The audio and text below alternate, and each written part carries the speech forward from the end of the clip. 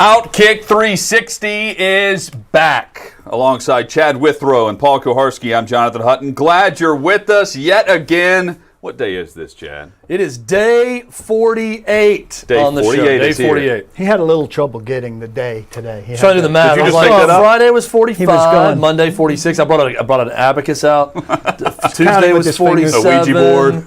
Yeah, the Ouija. Jacob had a Ouija board. He actually has a spare one. He's got one in his car, one in here. Broke that out. Wednesday, day 48. Jake Popoff is our production assistant, along with David Reed, who's the chairman of the board.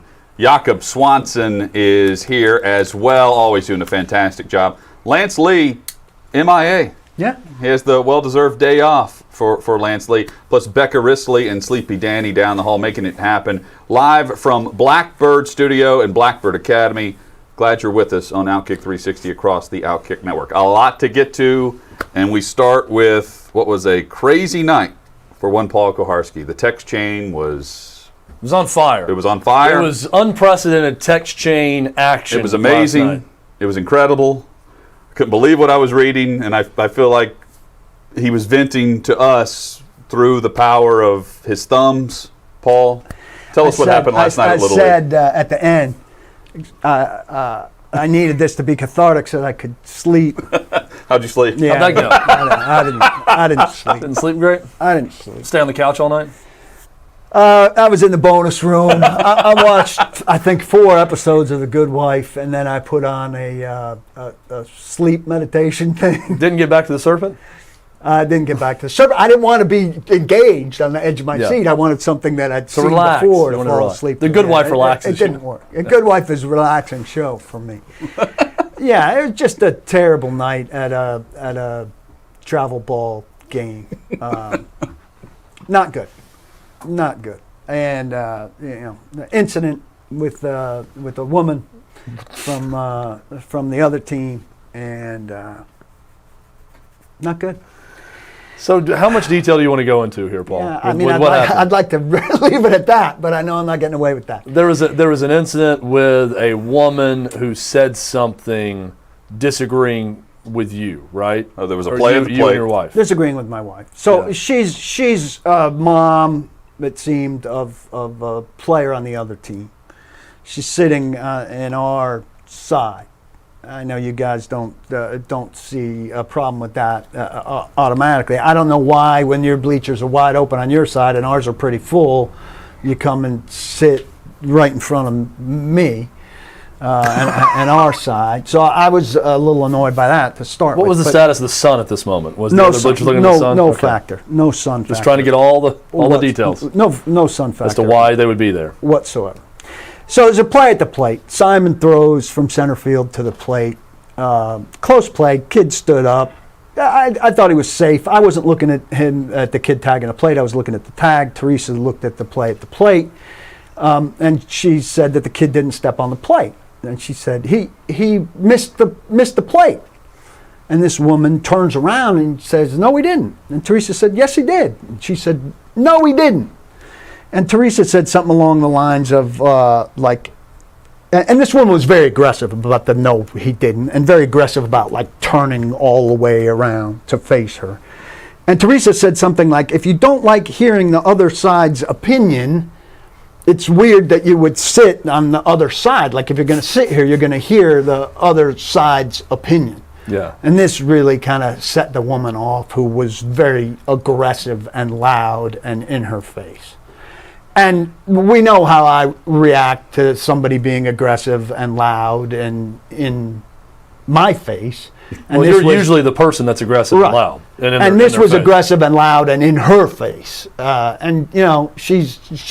When you say in her face, she's like standing like nose to nose with her, yelling at her. These are tin They're in bleachers. bleachers. You know how tight they are. She didn't stand up, but she's already sitting against her knees. Yeah, she's already sitting against her knees. She turned into her lap. So if I'm getting the logistics right, she's kind of like turned, like, is Teresa like straddling her, or is she just next to her behind her and kind of turns back and is... Yeah, it's pretty close. Okay, She's gotcha. turned almost fully around. And so I picked up on that, and I'm like, it's odd that you would, She's like, do you know baseball? Still talking about the tag. And I said, well, I know baseball, and I know that those bleachers over there are wide open. And you could go there. So it turns into a relatively loud argument. And then a dad on my team, who I don't really speak to much. Which everyone could probably hear because these Little League games aren't exactly packed and loud places. Yeah. If someone's talking in the Full stands capacity. loudly, you could hear it. So a dad on my team who's sitting well away and has no idea what the exchange is about chimes in and says something like, Paul, knock it off, you're disrespecting a woman. Now, you guys know that I've been involved in men and these things, and I'm not, respecting women is important to me. But this woman has disrespected the woman that I'm sitting next to and married to. So this guy has no context. I would for what's argue that going you on. respect women by treating them equally to men and how you address them. And you've had multiple arguments I've seen with women that are equally as severe as men. Much like at the Super Bowl, you treated that woman walking the player around, Like I treat Justin anyone. Forsett, like you would treat a man. Right. So, yeah. But the idea that It can be loud. I should defer to this woman yelling at my wife out of some gentlemanly respect for women is ridiculous, and that this guy from 20 feet away from the argument should mediate it is ridiculous. And so the initial bout of this dies down. But nobody on our team, none of the parents on our team do anything to chime in on this and defend Teresa or stand up for us, which disgusted us. And so that was it for the time being. So was the guy that's on your team, the guy on your team, was he on their side? Yes. Well, no, he was in the middle. He was sitting behind the plate. I got you. Okay. All right. He's right in the middle. And there are bleachers behind the plate also, where she could have sat. That's where the mix I'm still trying to figure out why she's sitting right in front of you guys if there's open, because I'm thinking, well, maybe if the dad on your team took her spot on the bleachers, then she went over there. But So anyways, this is that a wasn't field the where case. there are bleachers near the one team's dugout, bleachers near the other team's dugout, and there are bleachers behind the plate where things tend to mix a little bit. Yeah. Which I feel like she could have been in either one of those two things. So that ended that, but then this Did you dad... step away from the situation at some point? No, we stayed because we were kind of pinned in. We were in the back left of these bleachers. Teresa's got the bad back. It's hard. She needs to get settled and be somewhere. So we just kind of bared it, and it died down. Now they're texting each other or whatever. Two dads are kind of talking over there about how, I went to a Michigan and Oregon game, and I sat, a Michigan fan, and I sat in the Oregon section and whatever. I said, yeah, I bet you bought a ticket to that. That's not really, a compliment. This was a dad on your team. I bet you saying bought a no. ticket to that. This Oh, wasn't yeah. Little League, was The other it? thing. Okay. It's not. It's kind of a different situation that you're talking. I'm just trying to get the visual right. Are these dads talking on the other side of the field, or are they kind of next to you on the bleachers, still on your side? They're standing next to the home plate bleachers. Gotcha. Okay. And they're parents of kids on Simon's team. Those two were parents of kids on the other team. Okay. So everyone's on the same these side. other people are texting them. They're having a good laugh. Yeah. Whatever. We're trying to Seemingly pay everyone's on the same side back against attention. you. Yes, everyone's against us. Yeah. So, whatever. We watched the rest of the game. They're losing pretty badly. Simon gets called in with the bases loaded to try to work out of a jam. It doesn't go great. Throws the last inning much better. 3 outs and 4 batters. Teresa's back. At that point, she needs to stand up and walk around. So we stand up and go stand on the path. I talked to one dad who I consider one of my 2 friends, that I'm closer with on the team about the whole thing. And this woman is clearly talking bleep about us as soon as we left on the thing. And she's still in the same spot she Same was in the whole spot. time. Has not and moved. so Teresa kind of shouts like, "We're still right here," There's a lot of shouting going on. And That's what I'm hearing. this woman is still going on. She didn't hear Teresa, so I of course can't resist here, and I step up to the back of the bleachers, and I say, "We're still right here." And she said, "Oh, I don't care." And she's like, "These parents here, of somebody on your team are telling us how bad you are or whatever." Wow. To which the woman immediately sold out your teammates' maybe parents. she did, but she also said that's not really what I said, Oh.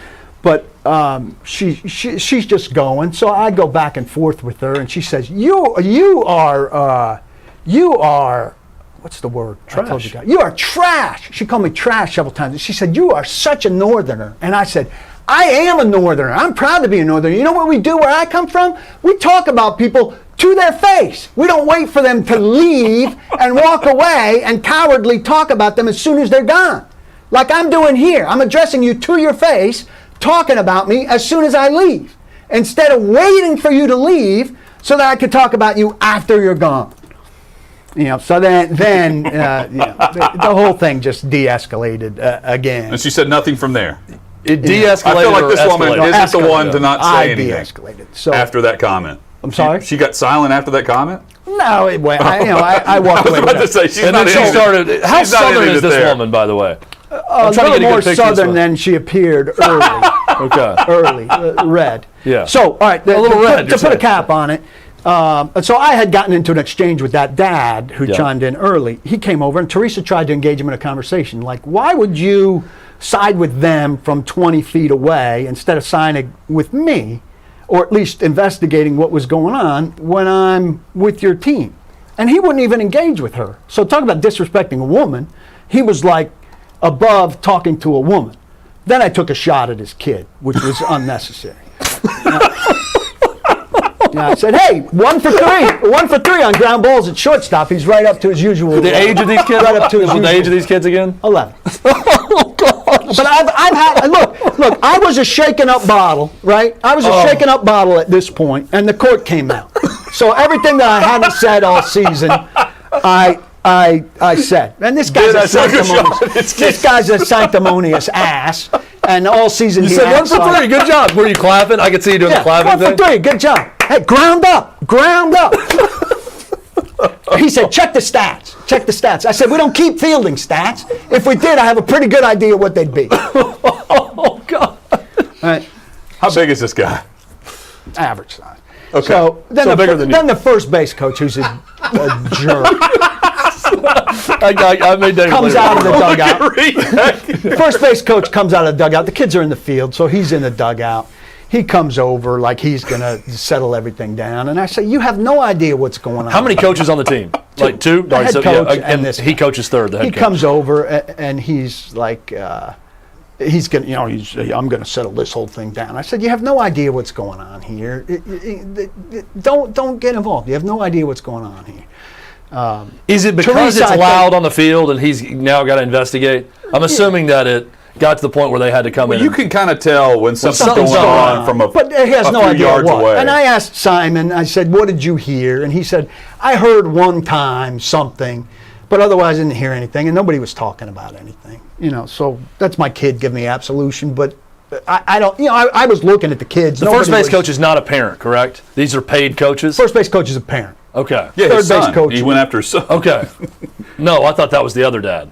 That's the first base coach. No, he No. didn't go after him. What do you mean go after You him? said something about the guys, the guy who initially chimed in to Teresa that said you shouldn't talk to a woman that way or talk to you. I thought you went I after went his after son. his son. I And said then you went something after about another. his son. Didn't you go after the coach? This is something separate. You went Oh, after this is a his different son. guy. This guy has a This son on guy the team. came out with his son Yeah, on this the is a team. different- He's, he's going to handle the whole situation. I told him, don't even come out here. You don't know what's going on. Things are fine. It's been messy, but we're almost done. Let's finish this thing, and we'll get the hell out of here. He's like, I'm going to see that you're never with this team again. I said, I don't think that's going to be a big problem at this stage. You're going to be a big macho guy throwing me out. I'm pretty sure we're going to not be back at this stage amongst all of these loving people who had my back while this woman was, freaking out on me. And he insisted on being in it. So then I took my final crowning shot and I said, go back out there and do what you do best. Get these kids picked off at first base like you've been doing. Haven't figured out a lefty's pickoff move all year. Go get back to work on that. A lefty's pickoff move. This is what I will say. We got more kids picked I off thought- by a lefty than anybody I've ever seen in my life. When you initially I said told I me- could get somebody off the street out here who'd do better at that. So yes, twice I went out of bounds on the. Well, this is a dad. This is not a paid coach that you said this about, right? Yeah. As someone who coaches a team, I do take exception to that. If it was the paid coach, I'd have a little bit more leniency for you. No, the paid but that coach- dad's out there coaching and you're not. So I could easily. I'd like to be out. He should have handed you I the hat should- and said, "How about you come out here and coach?" I'd say thank you. Finally, somebody who can tell a kid back.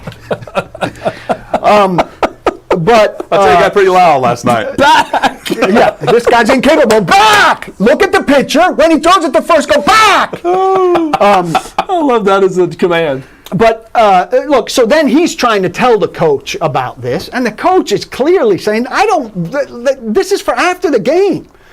Teresa went up and said, don't listen to him. And he said, I'll sort it out after the game, which is exactly right. We left quickly after Simon got his runners-up trophy. I talked to the coach on the phone for 10 minutes when I got home, sorted out with him, told him I respect him, I like him, he did a good job. The parent thing was not good. We, clearly didn't jive with these people, none of whom supported us when somebody came after her. And, I was sorry it didn't work out, and that would be that.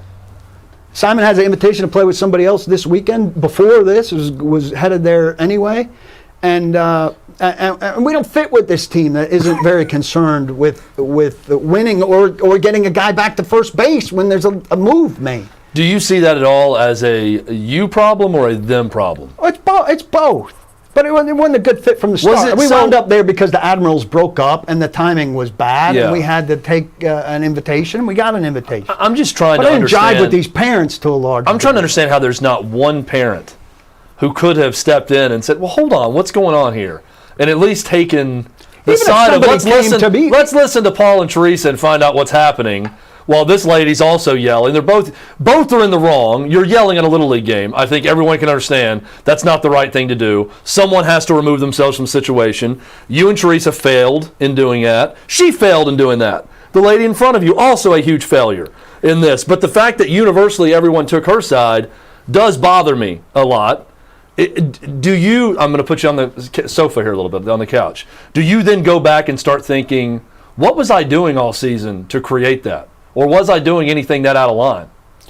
I don't particularly care about that element. You know how I am when something goes like this. You both know. We've done it with the interviews that I failed at or phone calls or stuff. I immediately replay it and regret the stuff that I did. So I'm filled with regret over a bunch of it. Over the course of the season, that I'm pissed off that the shortstop insists on holding the runner on second base with the right-handed batter up. I mean, that's bad baseball. So I'm pissed that the shortstop does that. That's bad baseball. And the dad swaggers around like that's great and his kid's getting it done. I hate that. I hate that. I'll say it. I'm not naming names. I'm not telling you what the team is. But that's crap. And I hate it. And so I probably carried myself with that. But I didn't talk to that guy. So I don't deal with the people that I don't like. I was perfectly affable to a lot of the other kids. I was the guy that chased down the home run balls and made sure that a kid got the ball that he hit for a home run. I didn't love all of them, but I got along. And they didn't love me. I'm more brash and outspoken. Specifically, which 11-year-old did you not love? Was it the left fielder? I hear the left fielder was a real pain. The kid that wouldn't get back to first. Yeah, back. No, there were only one or two kids that. Listen, if there's a Little League parent out there that tells you they love all the kids on the team, they're lying, or they don't know baseball, or they don't care. I care. I'm sorry. Or they don't know baseball is the same response that the woman in front of you had last night. Don't you know baseball? I'm just amazed that two parts of this story. One, I'm with you, Paul, that is very, very odd, regardless of how you had behaved all year or not behaved, that not one damn parent came to your defense to at least say, she needs to shut up too. And this is the worst part of this whole thing. Her husband stood off to the side and let the whole thing happen. This is the worst part of the whole thing. I'll say, how does not one other parent on the other team come to her and say, would you knock it off, that knows her? There are kids playing. All of you shut up. I would have been the parent that walked over and said, you are coming with me to our side. You are going to shut up. To you and Teresa and her. I would have said that, like, this is over. Like, this is stupid. Yeah, nobody even came to me. It's 11-year-old baseball. Even if you're against me, this is how soft these people are. Even if you're against me there, even if this whole group is against me, nobody had the stones to come and say something. I am more. I'll just sat. But now that I've heard the whole story and did a good job telling it, I am more angry at the other team's parents for not stepping up, and at least if everyone on your side came and these just talking trash about you and telling you to shut up, someone on their side should have shut this lady up too, because she's just as big a part of it, right? That's what's odd to me, is that not one parent, either she has frightened that other team so much that everyone's afraid to talk to her, or they, for whatever reason, wanted her going after you, which I think is odd to want a shouting match going on in the stands of a Little League game. Well, just one more note, Hutton, before your thoughts. Many people, after I posted it on the group chat and then took myself out of it, I said, and this is true, and you guys know this, if somebody instigated something with somebody else's wife or a mom of that team, who would have been the first guy, no matter how I feel about this group, who would have been the first guy amongst that parent group to step in and defend? It would have been me. Everybody knows that. Those people know that. So I feel badly that nobody there feels compelled to do anything with me. Now, I've spoken to a couple of the parents who I'm closer with who said they didn't realize that that's what happened at the beginning and everything. But again, nobody asked. And then talked to one of the moms this morning who reached out to me who said, she was trying to calm that woman down because she's in her circle at school unavoidably, but that she's an irrational woman. Oh, this woman works with children. She's awesome. an irrational. No, but they go to the same school. Oh, I got you. Okay. Their kids go to the same school. That's what that she's an irrational woman, and that she found her behavior appalling. So there's some, witness on my side. And there was a nice message posted about you also today. Oh yes, on Facebook. There was? Oh. Well, yeah. Paul is the king of, hey, will you guys bring this up? Well, you didn't bring it up there? specifically. And then Hutton said There was a Facebook. post on Facebook There was? this morning. Well, my wife posted, if she didn't post specifically about the incident, but it was in reference to the incident. And, we're not very gushy personally. And she said, if you judge this guy just based on him, being brash on the radio or how he might act at a game or whatever. She didn't say a game. She didn't say a game, but you get my point. You're missing the mark. If you were a host or hostess at a restaurant who's been insulted by this guy before. The gist of it. She said he's as loyal as they come. A first base coach. As loyal as they come, stands up for his people, number one, and I love him. And lo and behold, who are the first 3 or 4 people that comment on that?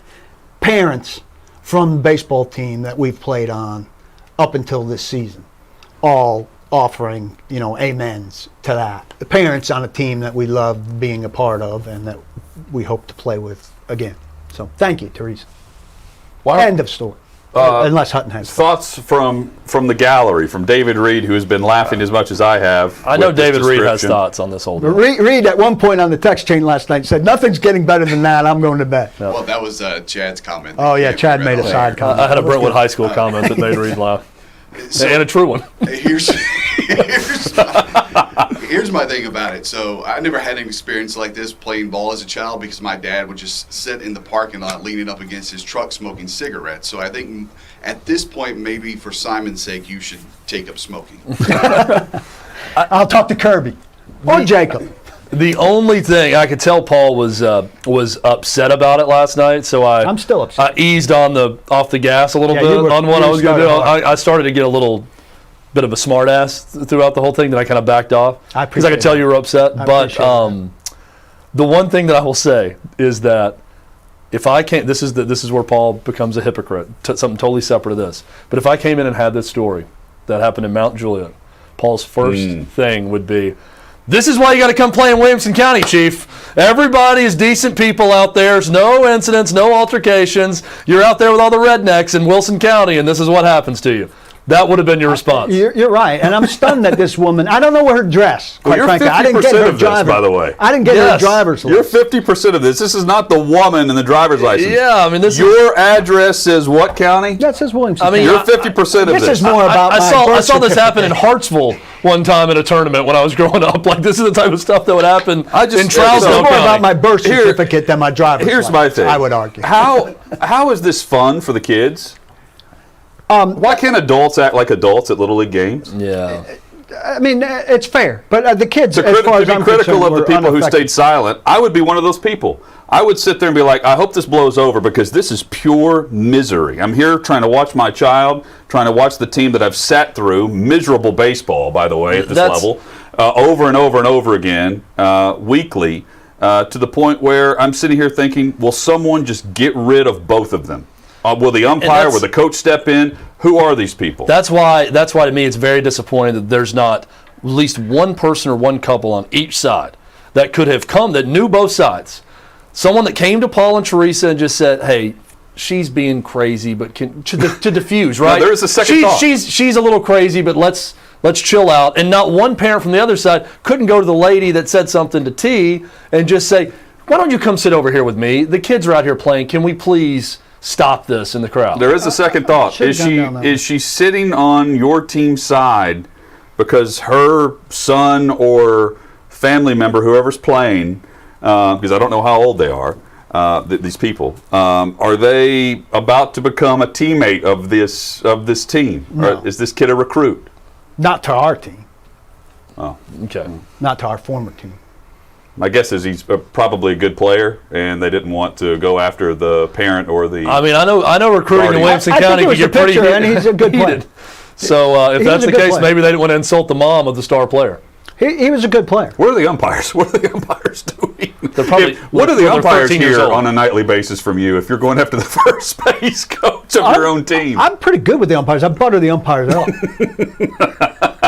I'm the guy when the foul ball hits the ump. I'm like, "Are you okay, Blue?" Maybe that'll shake some sense into you.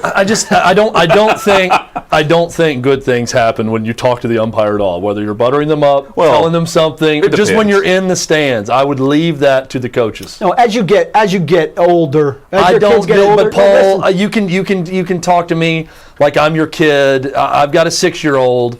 I've got a 2-year-old also. I am telling parents out there, all of them, I don't care. This is why youth sports is in trouble. It's because of parents. And I don't care how old you are, you don't talk to the umpire. It's not going to get you anywhere. You're missing what I'm saying. The conversation with the umpire is like when he's between innings behind, and you're asking if he has enough to drink. Yeah. How many games are you working today? That's okay. That kind of. But I'm saying don't human. Yeah, You don't make call, him human. Yeah. Which is also kind of funny that you're sort of bribing him in that way. But do you have your Yeah, team but you joke president? about that. You joke about that. Hey, that should buy us that outside strike. Yeah. And that's how you kind of joke. haven't had that all joke game. about it. I'm sorry you had to go through that, Paul. I really am. Third Yeah, you thing, should, you know. But I mean, third and final thing that I'm surprised by. I'm not surprised that Paul's involved in this. No. The surprising part was Teresa was involved in this. Yeah, I feel like maybe She didn't in do your anything wrong. relationship, Well, I you know. guys have like really grown personality-wise together. I'm not implying she did There anything could be wrong. like a mind meld happening. She responded to the woman in front, or the woman in front responded to her. It started all this, but then that continued throughout the night. I normally hear stories of only Paul involved. I will And say, Well, she didn't on the raise her Little League voice or stories. anything. You know, In this- I had her back and she had my back. in this incident, the woman in front of you is the instigator. She was the one who kicked off this whole problem. But I think there's a lot of guilty parties after that. And I'm not just saying you or Teresa or her friend. I'm saying every parent there. Coaches included. Coaches included. And I'm talking to the first base coach. Go coach your team. Yep. You let another parent handle that in the stands. You don't need to play cowboy and come running out there and I'm going to solve this issue right now. Like if I coach third and first base for our little league team. If I'm seeing something right next to me in the stands and I know the people, I might turn and say, "Hey, let's cool it, please," during the game. But I'm not going to run out of the field and go, "Here's Chad to the rescue, coaching," and I'm going to break this fight up. Let someone else handle it. I think a lot of guilty parties here, and unfortunately, the kids aren't the guilty ones. I'm miserable. That's the sad part. Jacob, you played a lot of Little League sports. Your thoughts? It just sounds like Paul's the reason I couldn't go home till 2 hours after every game because my dad was arguing with someone in the parking lot. So, he was usually the one calming the people down and saying, "Hey, Oh, you he's gotta the stop yeah. doing Oh. this." We left very quickly, so we didn't slow the parking lot down. I can see Jacob as much more of a moderator and not a fighter. He's going to get the people together in the fight and diffuse it. Yeah, for So clarity. Jacob's dad being that guy also makes For it. clarity's sake, this did not go on the whole game. This was a minute and a half with her in the second inning. Okay. And then this was, 3 minutes late in the game. It was 5 minutes total over the course of the whole thing. Patrick on Twitter says, early in the week, Paul couldn't think of a primary complaint. Then he went to the ballpark, problem solved. And an enemy. And an enemy for the enemy. Oh, hey. Speaking of that, There it is. this right here, There it is. that. Shall we put a piece of paper here and finally add something to it? That's coming Friday, people. We'll add it Friday. Nameless woman. But yes, maybe that's number one. Nameless I woman. do The know. blonde? I do know. Blonde. I do know her first name. Miss Stevenson? I do know her first name, and I do hope that she visits the pharmacy today. Chances are she Gets has back on her before. Is that what? Oh, I got you. Okay. I That's thought right. you knew where her prescription was being filled. I don't know And where, I'm like, but I hope it's being filled. Are we supposed to report a crime before it's committed? That's what I'm thinking. When Paul Paul's said talking that. about the burger joint, Yeah. the pharmacy. This is I like bit my tongue on one there. this is I like didn't mean to put the ball on the tee. yeah, I didn't mean to put the ball on the we tee. know what they serve over there. this is like my pastor was explaining the confession rules when you confide in a pastor that he has to take it to his grave. Yeah. But also, I was thinking, I looked up legally, if someone confessed to, I'm going to kill this person, or threaten harm on someone, are they legally obligated to report that to authorities, lawyer. even if you're a priest or a pastor? And I started thinking, what are the legalities with co-host? As Paul said, I hope she goes to the pharmacy today. I'm thinking, if he knows where this woman is going, should I report this? Why? That something's gonna why happen? have you looked this up? This is a bad search engine type query for Yeah. What did you What learn? can I get away with that I've told my pastor in Nashville, Tennessee on May? No. I should know That this. in combination with the kill list is That's, Yeah. pretty incriminating. Yeah. I should know the answer to this in terms of what you have to report as the Yes. child of someone who's heard thousands of confessions. Well, and I don't. please know. find out. But I'm really interested He's because not in the shape I don't to think tell there's me. a step like if you confess to a priest about murder, they don't have to report that. No, but I think what a priest would be telling you is you have to, as You part have of the to go- confession, you have to go to the Yes. authorities with this. But I'm saying if someone said, I really need to absolve myself of this, I killed a man in 1991, they don't then go to the authorities, to the cold case unit, and say, I know who did it. the I priest or think the it stays minister there. wouldn't, but the priest or the minister would be encouraging that person. But I think if you go and say, repeatedly I'm punching my wife, and she makes me so mad I might do it again, then they're going to go report that. That's my understanding of it. clergy out there, I have a cousin who's a pastor also who can explain this get to them on me. the line, get them on the Zoom line. This has been an eventful Can I- first segment, man. can Can we sit back and just say this has been a That's very been great. eventful Let's first be segment? clear, I'm not in line for any violence out of this event. No, not at all. Paul is not a I violent am man. always an arguer. not Of a course, puncher. I was kidding. If I was serious about that, I wouldn't be saying it on this show. Or searching it on Google. Yeah. Hold on. Let me erase this Google search real quick. Can I set up Can I like how confess I'm to reading murder? the chain last night versus like the imagery? You were very is- excited. I was excited, but so Claire. I'm trying to get some catharsis. Claire- and Hutton's like, show, Father. well, I'm thinking to myself like this is like reunion show because Claire's watching the Real Housewives of Atlanta reunion show on DVR. Those are the best shows, As- by the way. Those are always the best And episodes. Andy Cohen is the moderator and the mediator, and he's setting all these women up for all this banter. Oh, it's great. And as I've got one headphone in, listening to an interview of something, and then my left ear I can hear the TV, and then I'm reading Paul's text in real time. So I'm thinking this is like a Bravo show. Yeah, It's if like, Andy Cohen was where you are right now, and it's Paul there, and I'm the blonde woman, and you could bring them together for a reunion. Not happening. You are trash. You are trash. You'd get a lot of that. David, to response to when I said she called me trash a bunch of times, he's like, you're a lot of things, but you are not trash. well, that's true. David Reed also had a funny Murray County reference to that. He said, usually that's what Williamson County people called us from Murray County, was your trash. To also This be was fair Williamson on to Williamson what your crime. overall theme here is. We would have your back in this situation. Yeah. Absolutely. In the wild, we would have your It's back. funny, too. Here's the complete capper. I want to be done with this. But If Benjamin Albright said this to you at a game, I would be would right have there your with back. him. when I talked to the coach afterwards, who's a reasonable guy and a good coach, he said, and I talked about nobody having our back. He said, it's funny because my conversation with the kids after the game was about them having each other's back. How Is Simon okay? How did he take all this? You said he didn't hear much of it? He took it well. Good. He's on to the... he was consoling us, which is the kind of kid he is. He's on to the better team now? He was playing with them this weekend. They're going to win this weekend. Yep. He was consoling. He was going to play with this team this weekend, and he's reunited with 4 of the guys that he played with, including several of the parents who chimed in on this Facebook post. Good. We have a lot to get to over the next 25 minutes or so before the Tennessee Power Hour, which includes primary complaint. We have that around the corner. Also, I am curious to see what you guys think of the documentary that ESPN has announced on Derek Jeter compared to our anticipation for what The Last Dance was with Michael Jordan. We'll discuss that. And the Tennessee Power Hour includes a preview of Game 2 tonight, Preds and Canes, plus our look at the Titans and their emphasis or lack thereof just based on title alone of analytics. It's all straight ahead on OutKick 360.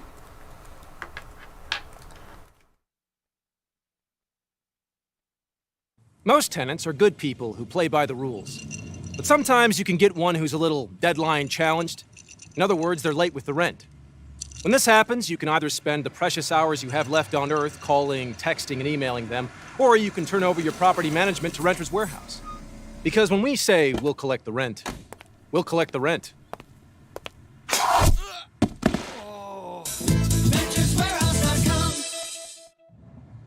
Need a pen? Hey, what's up, everybody? Really excited to finally have some in-person OutKick VIP events. We're at 6th and Peabody, Old Smoky, Yeehaw Brewery. Awesome day, great questions, good to shake everybody's hand. It's just good to be able to get out and see everybody. We love to meet with the people that make us possible as a show, the people that tune in, the people that watch, the people that listen. A lot of these VIPs interact with us on Twitter, on Facebook, on Instagram. And now we get a chance to come out and hang out, watch games, and interact with them the same way we would interact with the 3 of us on a daily basis. It's awesome. If you're at a VIP event, you're going to hear more about the inside jokes, stuff that goes on behind the scenes. You can ask us anything. We want to be with listeners and viewers as much as possible, so we're thrilled.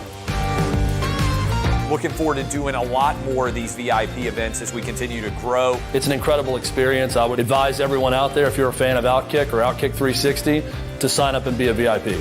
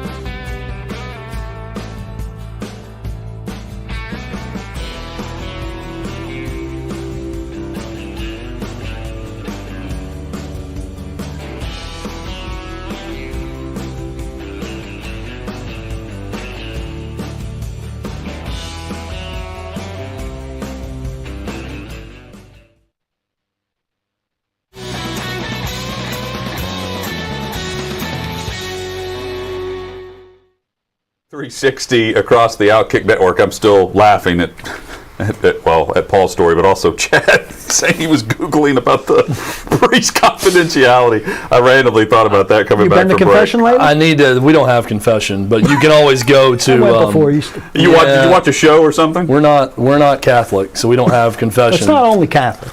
We're Reformed. We're Lutheran, so we Reform. But it's It's not only Catholic. it's basically the whole lesson was encouraging to, if you have something you want to get off your chest, we're like a therapist. We're your spiritual therapist. Come talk about it, and we take it to our grave. Type deal. So, but it got me thinking about what type of high crimes does this man know about? Is what I'd like to know. Like, how many people have confessed to things you'll hear. Serious crimes? How much of a confessional do you think this Yankees and Derek Jeter documentary will be? Let me go first 6-part on series. this as the Yankee guy. How honest do you think it will be? I mean, I think it'll be honest, but I don't think that's going to. He's fiercely private about his life. So we'll find out a little bit more about him. But guess what? He's not that interesting. I'm a huge Yankee guy. Oh, I love Derek Jeter, but I don't think there's that much there. I don't. I mean, he's a pretty boring guy. Aside from the gift baskets that he hands out and the I don't cell think phone policy in his home. I don't think they're getting into that. I mean, nothing's going to be in it that he doesn't want in it. Who's producing it? Well, the same thing with Jordan.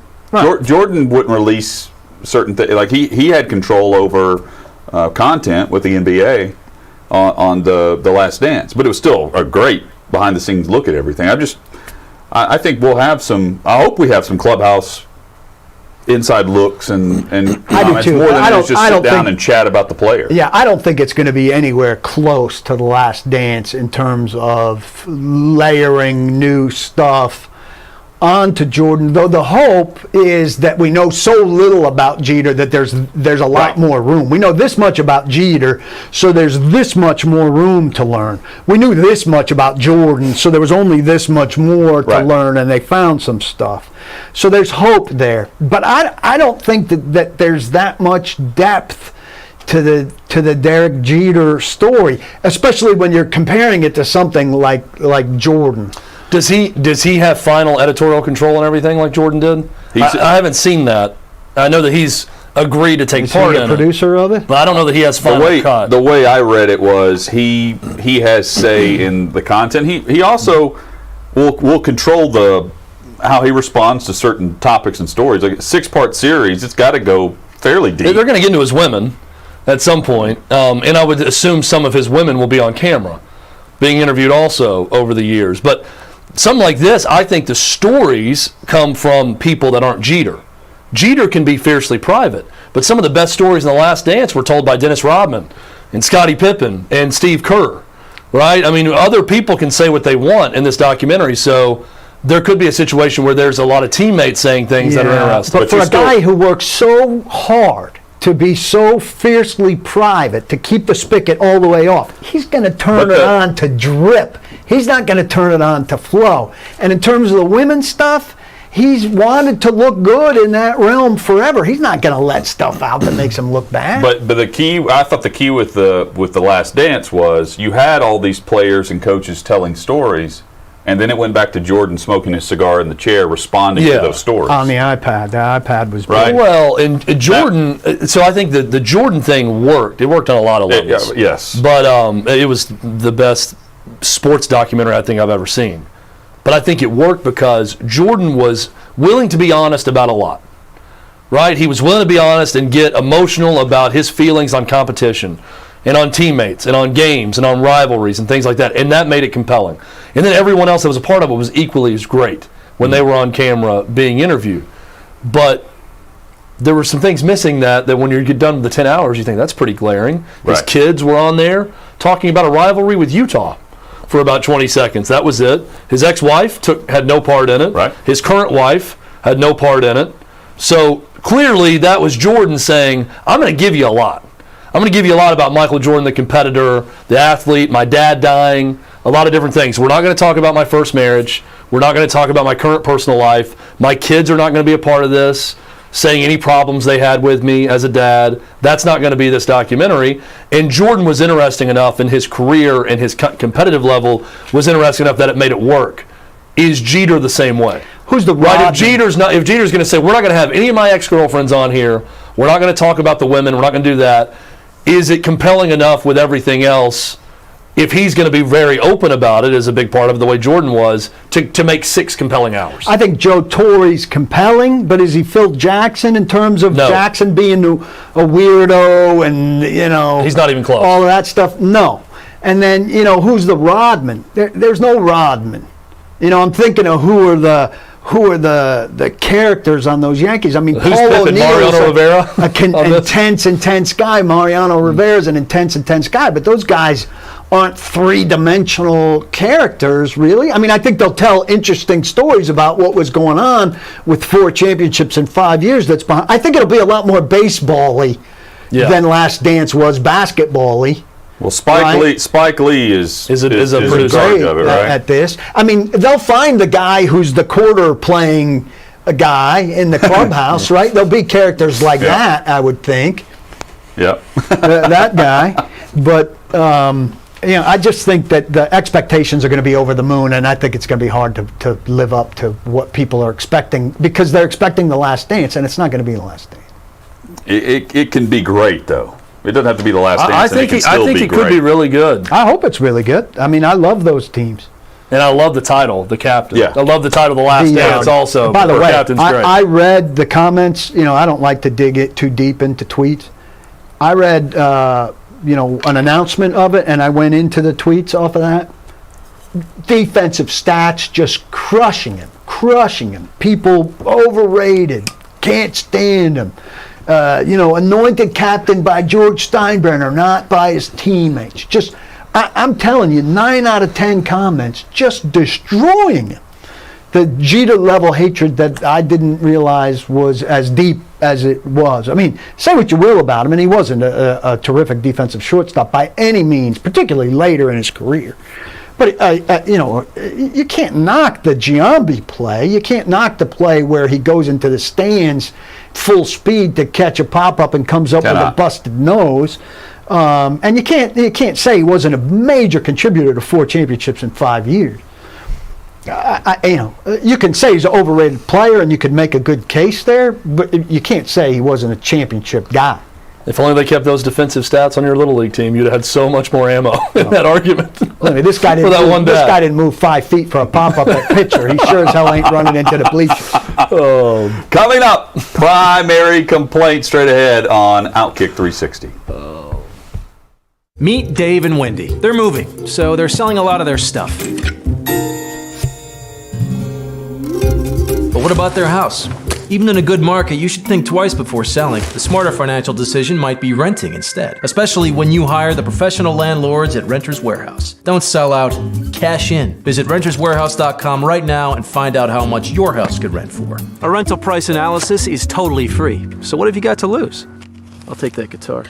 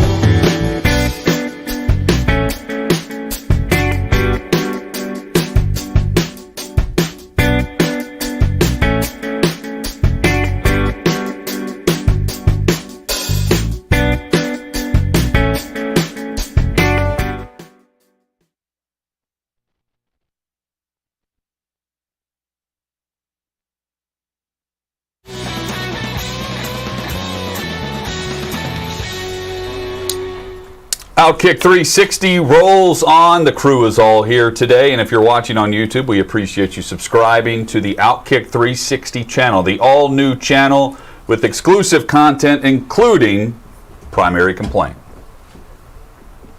My primary complaint this week, and I know what Auburn is going for here. They're pushing their new coaching staff. They're pushing with this graphic their decision to hire a staff that has recruited a lot of great players.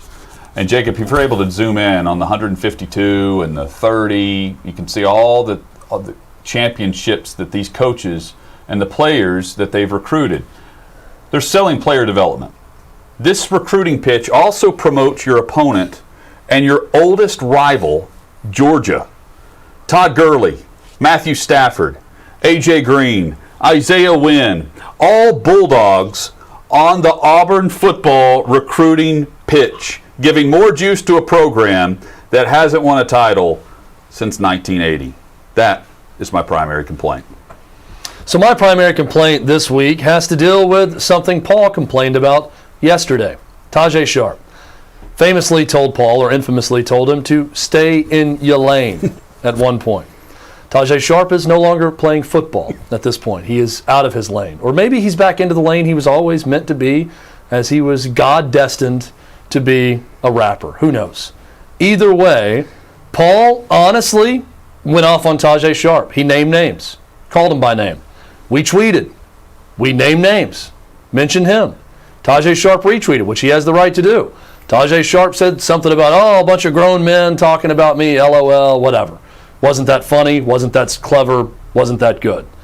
My issue, though, and my primary complaint comes to viewers of this show and listeners of our show that have a problem with us being honest. Tweets like this: come on, guys, y'all are better than this. Or this is beyond lame. To the first tweet, no, we're not better than this. It's what we do. When we have an honest beef, we bring it to this show and we discuss it. This is beyond lame. This is corny as hell, someone said to Paul. I'm sure a Tajae Sharpe fan said that. What do you want in entertainment, people? Do you really prefer? I cannot jive on the same level with a consumer of entertainment that prefers phony and fake and pretends to love everything and love everyone. That is not this show. When we have a problem with Tajae Sharpe, we're going to talk about it. We have a problem with James Franklin, we're going to talk about it. And no, we're not better than that, because that is honesty. That's what I want in entertainment. That's what I hope everyone who's watching this right now also wants in their entertainment. And those who have a problem with it, you are my primary complaint. My primary complaint is this guy. This old, washed up guy who has no business managing in the major leagues in 2021, Mr. Tony La Russa.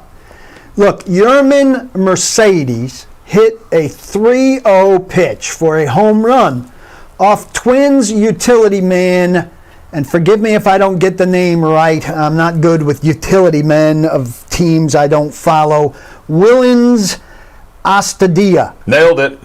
Perfect. A couple days ago, he hit this home run. The Twins responded the next game with Tyler Duffy throwing behind Mercedes.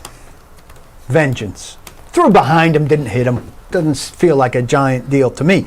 La Russa said before that game, where Duffy threw behind Mercedes, a very good player, it was a big mistake. I was upset because that's not the time to swing 3-0. The Twins knew I was upset. With that kind of lead, it's about sportsmanship, respect for your opponent, and respect for the game. There's going to be a consequence that he's going to have to endure within our family. It won't happen again. He's not going to do that again. No, he's not going to hit a home run for us again. We can't have that. We can't have this guy taking a 3-0 pitch and smashing it over the wall and entertaining our fans. Why would we want that? I'm going to score. I might bench him. I might have to bench him for a game to punish him for this, doing what he's supposed to do, doing the sort of thing we signed and groomed him to do, taking a meaty pitch over the plate, depositing it over the fence. How dare he? What the hell is this, Tony? I mean, they threw behind your guy, and you're upset with your guy for doing the thing that made them throw behind him? This is stupid beyond measure.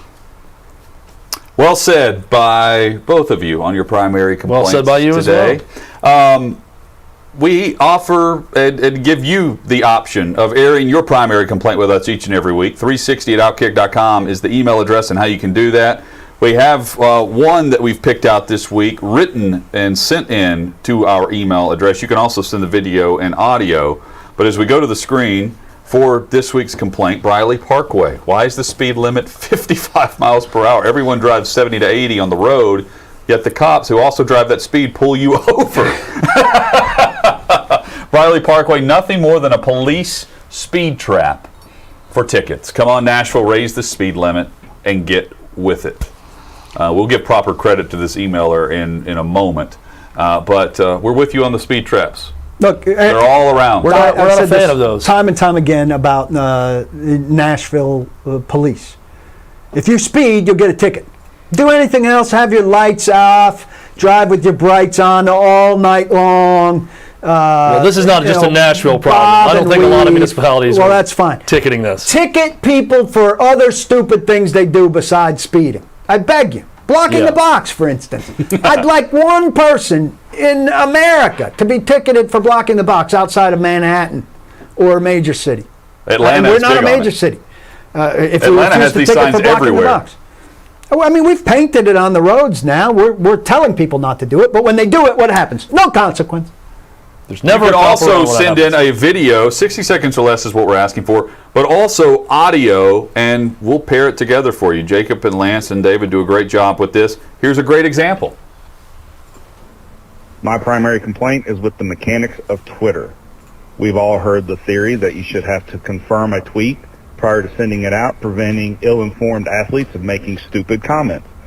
I want to take that concept and expand it to other aspects of Twitter, like quote tweeting, retweeting, or liking a tweet. As I'm scrolling through my Twitter feed, I inadvertently come across an OutKick article that was promoted by Clay or somebody from the esteemed OutKick 360 about the world's hottest weather girl, Yanette Garcia, starting an OnlyFans account. I immediately unlike it because I am disinterested in that. Go back to my perusing my Twitter timeline. Like any good husband, one of my followers is my wife. The bloodletting that followed was on par with the piss pounding that Will Svitek got from J.J. Watt wanting to know why I liked an OnlyFans advertisement. That is my primary complaint. That is an excellent complaint. The internet always comes back to get you. And I unliked it because I'm not interested in that after liking it to begin with. Got it. I hear that girl has great meteorological skills also. Like she's really renowned for her her knowledge of cumulus clouds. Mississippi State, I believe. And then he quickly unliked it. So he accidentally liked it? Yeah, he said he was scrolling through and accidentally liked. Yeah, the accidental. Tried and tried. That's like my dog ate my homework. But how about the rabbit ears on his wife? Yeah. She saw this momentary like. I didn't like all those swimsuit photos at 2 a.m. I had no idea.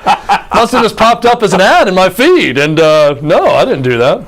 Oh, excellent. Excellent complaint. And that's an example of you send us a tweet along with an audio recording, 360outkick.com. We'll pair that together. And for those watching, got a show with that also, just because of that. We can pair it up, and we want more of those. So hit us up, 360@outkick.com. Send us your primary complaint.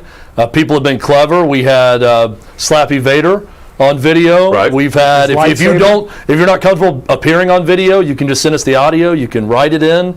But please send us your primary complaint every Wednesday on the show. You can talk over a scenic video that you film.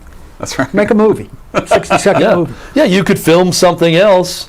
Oh, this is my complaint, and it's someone doing something. I kind of want the more impromptu, sort of clandestine complaint where you're like whispering into it and talking about someone in front of you.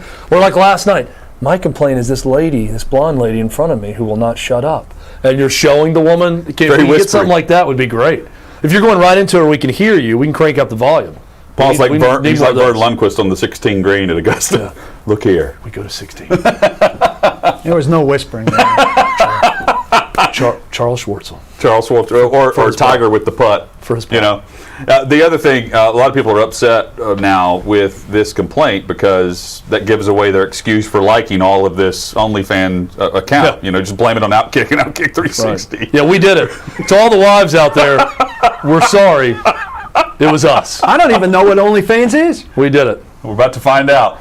We're about to search Annette Garcia during the break. Paul needs to open up the internet machine a few more times. He's never heard of OnlyFans. Hey, Jacob knew exactly who Annette Garcia was this morning whenever he got that complaint in the email. 360 at outkick.com is how you can submit yours for next week. The Tennessee Power Hour next on OutKick 360.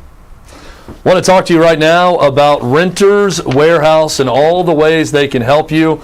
Do you own rental property and need cash? Are you worried about receiving rent on time? Are you considering updating your rental property or investing in a larger portfolio?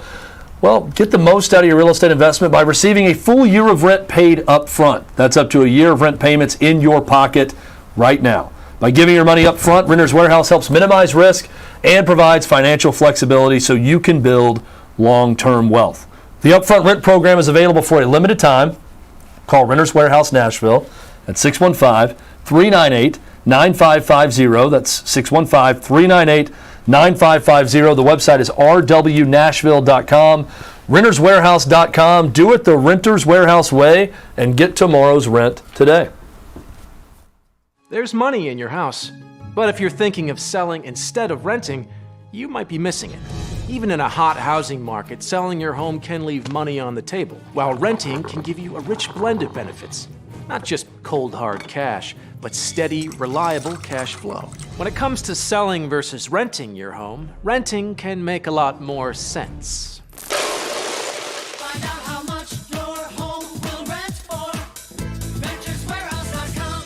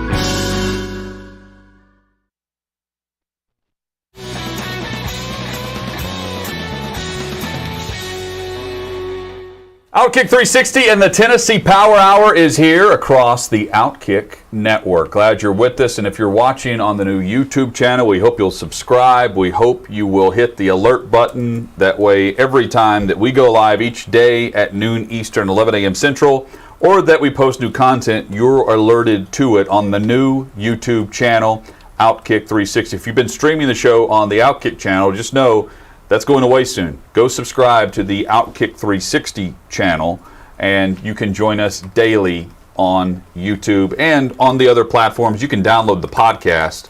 I mentioned earlier in the week I went to Atlanta this weekend and spoke to some people that exclusively listen to the show on podcast. For that, we appreciate you, and we have a link tree available. If you have a certain podcast platform that you use, we're on it. You can find us literally everywhere on podcast. Go to our bio on Twitter or tag to the top of the page at Facebook, and you can find our link tree, and you'll be able to go and pinpoint exactly the podcast platform to search out OutKick 360.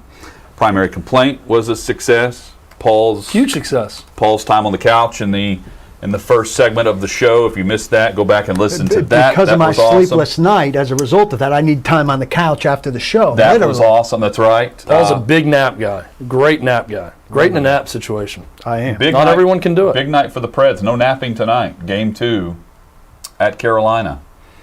An opportunity for Nashville to even the series at 1-1 and come back home to Bridgestone Arena.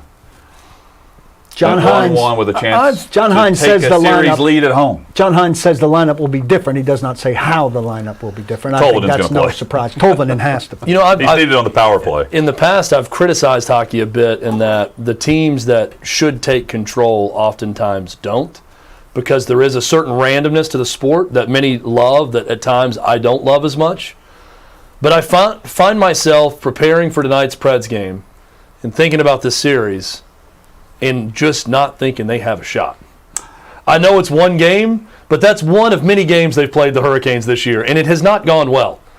I know Preds fans understand this, but it has not gone well consistently throughout the year against this team. They're just better, and I get the sense that better is going to prove itself over and over and over again in this series, whereas we've seen that's not necessarily always the case in NHL Stanley Cup playoffs. Let me also throw out an idea for some defensive pairings, because I think it's more than just the third defensive pairing that I would change up. I'm not hitting the panic button on the series down one game, but to me, you need to ensure that you're not caught on the ice with a bad matchup. I would consider pairing Yossi with someone else on the defensive pairing, as crazy as that may sound, just so I get Ekholm moved down a bit with Benning. And then you have Ellis down. Like I would move that around so that I have some of my better defensemen on the ice at all times, instead of getting caught with Harper, for instance, with what we saw, who just not good and slow. I need more of some speed and some defensive accuracy with these players spread out a bit throughout the lineup. I know that sounds a little drastic, but look, that third period and some of the consistency from Carolina said it all. Chad's right. Carolina's the better team. How do the Preds make this a series? They need their best players playing at a high level, high standard, but also their coach needs to be better too. Yeah, I don't think that's drastic at all. Adam Vingan wrote today at The Athletic that Yossi and Ellis paired together, as good as they are in the regular season, have consistently not done well as a pair in the postseason together. And that's another reason you're talking about spreading out the defensive wealth. Well, together has not been a great asset for them anyway. I don't know if Fabro's healthy, but like, do you pair him with Ellis? Do you?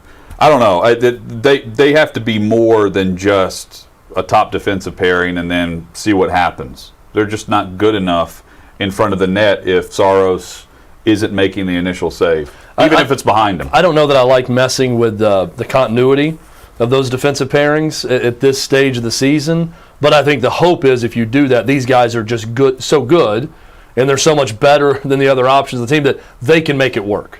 Right, your two best guys can make it work if they're split up. David, you're a season ticket guy there. What do you do defensively? What do you expect them to do defensively? I'm not opposed to what Hutton just threw out there. The problem with Goodbranson and Harper, first of all, Harper is not very good. That's the problem there. But he's a big-bodied guy, and that's what they wanted. But Goodbranson's only been there since the trade deadline. He doesn't have any continuity really with any of the other defensemen. So if you could pair up, Matthias Ekholm is a top-line defenseman. Yeah. They have 2 top-line defensemen on their defense, and he and Yossi. So if you want to spread out the wealth between Yossi, Ekholm, and then Dante Fabro, I think that probably gives you the best opportunity. We have to keep in mind, though, look, this Carolina team is just so much better. They're so much more skilled.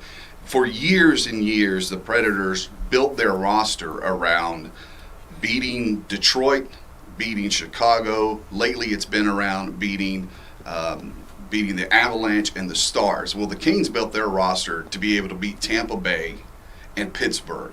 So that's why they're so much more skilled than the Predators in this situation. But they thought they found the formula in that Saturday night victory when they were standing them up in the neutral zone and not letting them penetrate. Well, the Hurricanes found the counterpoint to that on Monday night, and they showed that against you. How do you make that adjustment? I'm not really sure how you do it at this point, but something's got to happen. You tried to beat them up, it didn't work.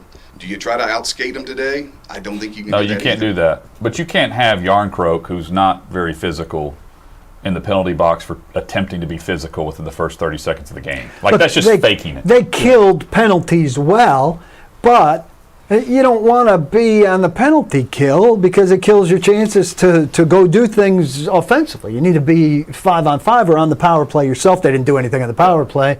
Tolvanen back would help that. I agree. But look, if you're killing penalties well, that's great. You can't be killing 5 of them. You take yourself out of chances to match them. So that's a big start there. You can't kill 5 penalties. Now, let's be fair to the storyline here. If they are able to steal a win tonight and get back to Nashville at 1-1, this is a series. Yep. This is a true series, because if they steal a game, I think we agree it's because Saros plays up to expectation, and then they have one of their top 4 players, the group that we've continuously been referencing, play up to a standard that's meeting that of what Carolina's bringing on a nightly basis. If they do that, the hope and the energy and the expectation within the city, within that building, within that locker room rises. I think it's 2-1 Hurricanes after 3, whichever one they win. Mm-hmm. It's a lot more exciting going into Game 3 if they win tonight, but then I think they'd lose the home game. If they lose this one, then the excitement going into Game 3 isn't as exciting, but I think they win it. I think it's 2-1 heading into Sunday. Yeah, Sunday at 1:30. But, I mean, Carolina's better. Clearly they are, but and I think better wins in this series. And maybe so. What I'm curious about is because they have been alternating goaltenders, and I'm sure they'll go back to their starter from Game 1. At least they should, because he wasn't put in a lot of heat or big time moments. But I think that's my overall thought, though, is how will that affect the series if the Preds can put a little pressure on the goaltending? I think they're average when I see them, but the players around the goaltenders are not, right? Like that's the difference with how they're playing in front of the net. And the Preds didn't put enough heat on net in Game 1 on Monday. You know, it's always an adage in sports that we worry about us and not the other team, and we got to worry about us, and I get all that. But this seems like a series where the Preds almost have to rely on Carolina not bringing it. And even you call their goalie situation average, they need to be below average, to me, for the Preds to have a shot. And they need Saros to be Saros. I don't think you're asking anything otherworldly from Saros, who's been pretty damn otherworldly since March 15th, right? If he continues playing at that level, he's going to give them a shot. But you're going to need some guys playing below their average for Carolina for the Preds to have a chance to win a game in this series. Rod Brindamore said, I don't anticipate any changes to our group. And why would you? You win a playoff game and look pretty good. Stick with what's working, right? It's for the Predators to adapt to what didn't work. with the time off, with the changes that can be made with the lineup, with the changes that John Hines chose to make going into Game 1, let's keep in mind the changes that they made at head coach and the decision to bring John Hines in by David Poyle and this organization. It's time for John Hines to step up. We've referenced a lot of the high-powered free agents that they brought in or made trades, or they're paying certain players a certain amount of money at their position. They said John Hines is our guy. Rod Brindamore outcoached him. I think in Game 1. I think Hines certainly deserves. He's got the better team, but he knew how to get certain pairings together on the ice, and they took advantage of that in the third period. He certainly deserves the second guess on the lineups. He certainly deserves the second guess for what he had to say after that game. I absolutely think that's the case. And, there's a debate to be had about, a lot of people say, well, since what's the date, Chad? March 15th? Yep. He pushed all the right buttons.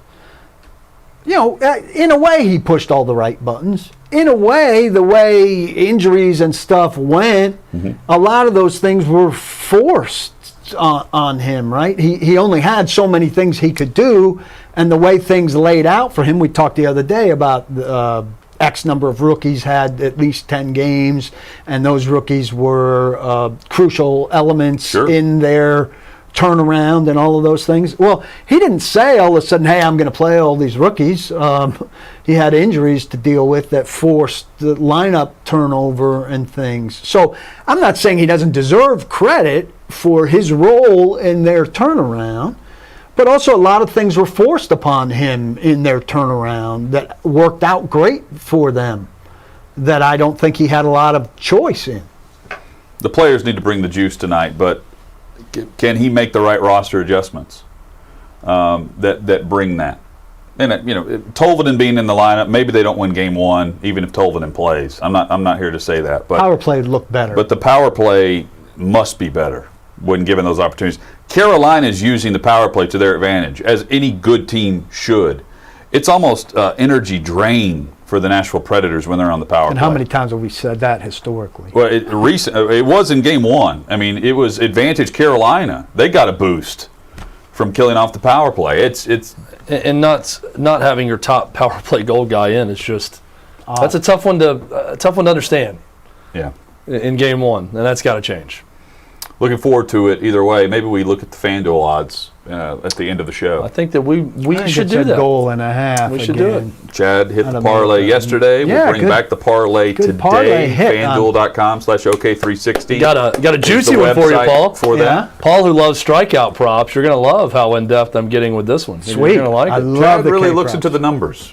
Yeah, as you know, Paul, I'm a very analytical guy, very number-driven when it comes to very gambling. easy. I mean, I think all of us agree. If you sit down on your comfy chair in front of the TV and you start floating through some of those numbers early enough in the day and look into some of the more specific things, like K-props, you can look up in a half hour, 45 minutes are gone. I'm going to tell you I'm not going to be sophisticated at all with my Preds bet. I'm betting Carolina minus 1.5. They'll win.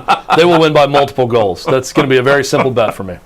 We will. What you guys say, that's what I'm betting. Not that profitable. We'll let you know what we're that's what I'm betting tonight, both NBA and NHL, coming up later when we come back. Speaking of numbers, how much do the Titans value numbers and analytics? That's all ahead on OutKick 360.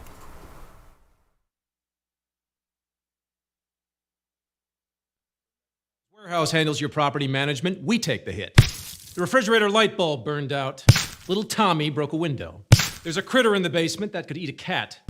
There's a hot tub in the kitchen. Mary Jane in the closet. Pirate on the roof. Someone had a party. Someone released the Kraken. Indoor roller derby. Indoor compost heap. Unauthorized sublet. Cuban cigars. Food fight. Dirt fight. Skunk fight. Anything else? VenturesWarehouse.com.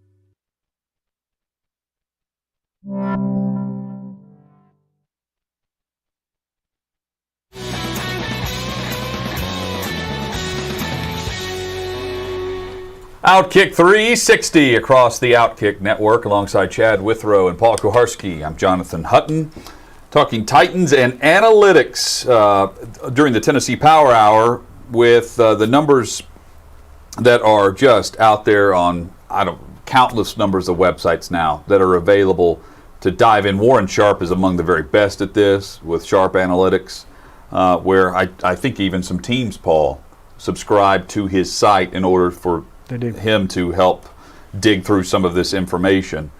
But teams are also hiring their own personnel, their own directors of analytics and directors of stats and numbers, except for one team. There's one team that doesn't have a designated title within the structure of their organization for this, and it's the Tennessee Titans. As you see, the link sent out through ESPN, this is just, we're not expecting you to be able to read this font, but this gives you an idea of the 32 teams and all of the different names. And if you zoom in on the next logo, you can see the AFC South. A number of titles here. Chief Football Strategy Officer, who also happens to be part owner of the team with Tony Khan. But you see the group of names with the Jacksonville Jaguars. I'm not here to suggest that analytics equals wins. Because look at the Jags and look at the Houston Texans. But they have Weller Ross, Curtis Goodwin, and Kevin Clark among their staff. George Lee and John Park. Anytime the Indianapolis Colts are on national TV, especially on NBC, they're showing these guys sitting up in the booth watching the game as the football strategy analysts and game managers.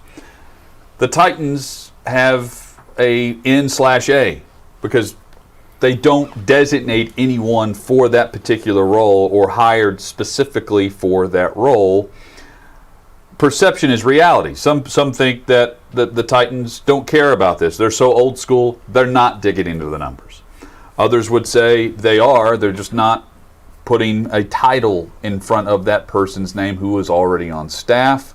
Nonetheless, Paul, what does this signal to you? I don't know. They're the only team in the league without someone listed. I don't know why you would want to appear to be so behind the times in 2021. It's just weird.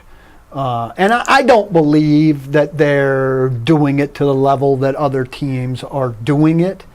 And I don't really understand that. In the past, Mike Vrabel has said, that they have scouts and assistant coaches who deal with different elements of it. Stretch, who's Vrabel's right-hand man, who has a bigger title now than assistant to the head football coach, and does scouting and looks at TV tape for clues and stuff, and is a crucial piece of what they do, and is an influential guy. He does analytics stuff, but I'm sure if he was full-time analytics guy, he would do a lot more and could do a lot more.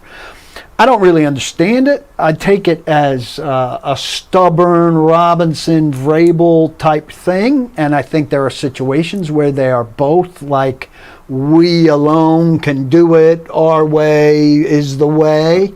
Vrabel said, I'm looking back at his introductory press conference, I think I asked him about this, and he said something, part of it was, when those numbers and my instinct are in alignment, that's when you use those numbers, which was shredded by the analytics community, because that's exactly how not to use analytics.